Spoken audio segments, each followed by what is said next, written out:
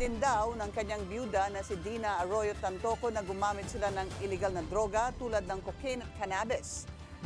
Mga kababayan, tuluyan na ngang nalinis ang pangalan ni Liza Marcos sa involvement niya sa pagkamatay nitong si Mr. Tantoco. Ayan po yung ating pag-uusapan. At bago ang lahat, huwag kalimutang i-like ang video ito. Maraming salamat at isang maulan na araw sa ating lahat, mga kababayan. So naglabas po ang LA Coroner's Report na sinasabi na wala daw po doon si Liza Tanas nung sila po ay naggawa ng investigasyon sa kwarto ni Mr. Tantoco.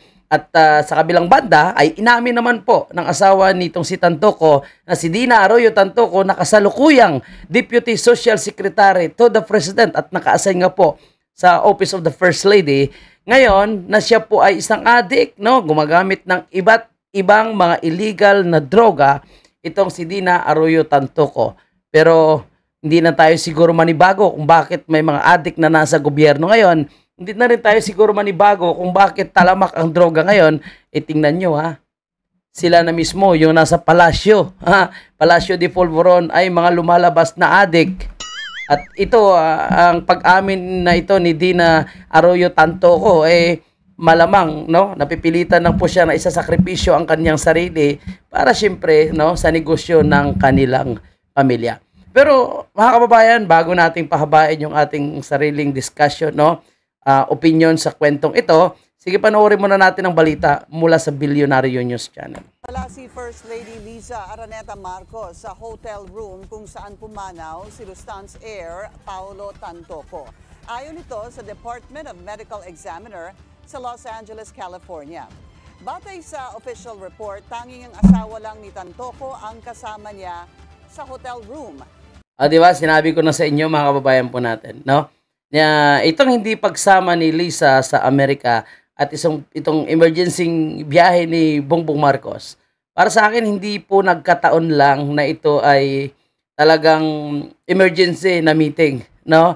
O palagay ko ito ay isiningit lamang nila para magawa nila ng paraan para malinis po itong pangalan ng kanyang asawa. Tingnan nyo ha.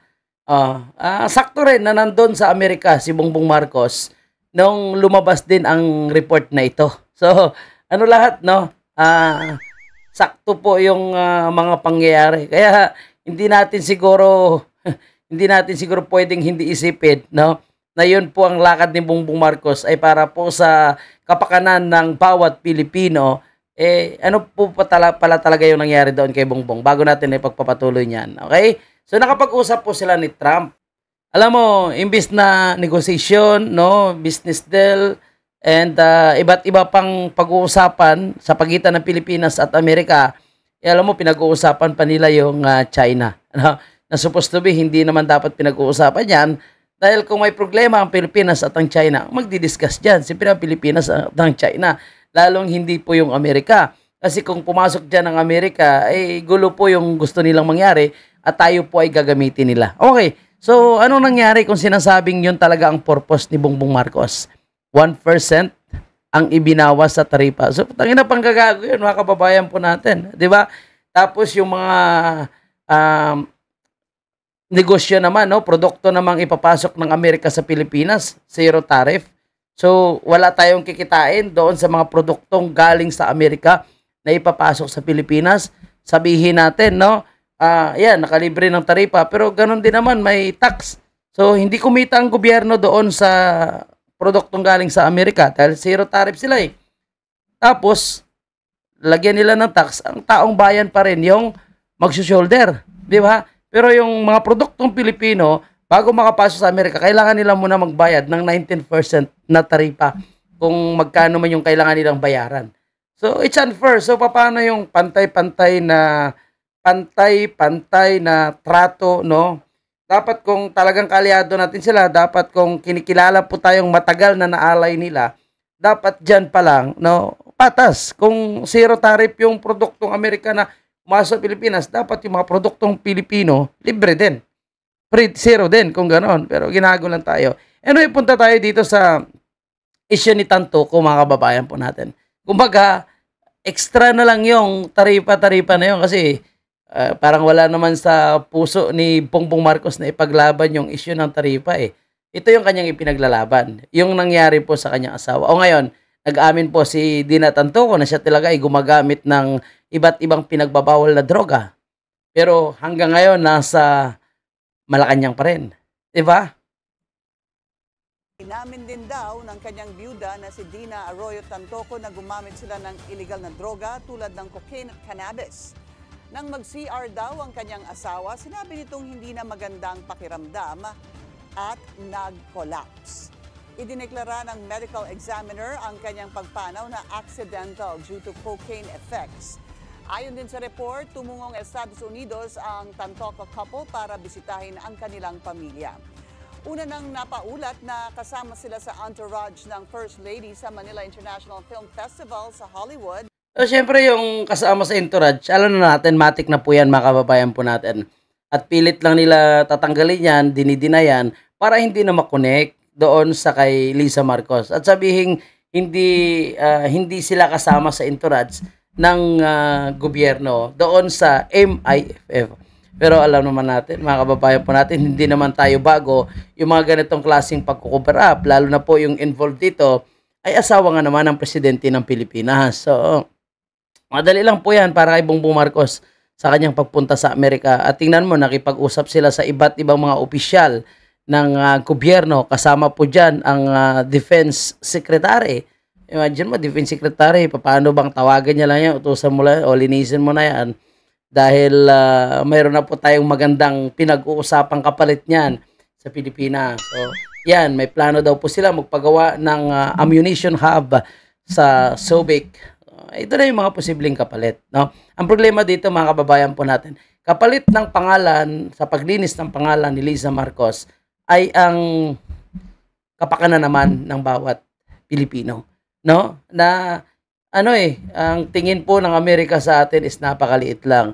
At itong si Bongbong Marcos, wala man lang, ang sabi niya lang doon sa interview, no, ay hindi naman daw po siya, no, yung nagbibigay ng 19% na taripa. Kaya hindi niya daw kailangan itong i-justify, hindi niya kailangan ipaliwanag dahil decision po daw yan ng gobyerno ng Amerika. Pero alam mo, paano nangyari sinasabi dito ni Trump na nagkaroon ng magandang negotiation, no? Marcos is a good negotiator. Punta kita, binigyan mo lang ng bawas na diskwento na 1% na taripa. So, paano nagiging magandang negotiator itong si Bongbong Marcos? Magandang negotiator siguro, sinabi ni Trump, in a sense na, no, malaki na naman ang kanilang napakinabang or kapakipakinabang na makukuha sa Pilipinas sa pagpunta ni Marcos Jr.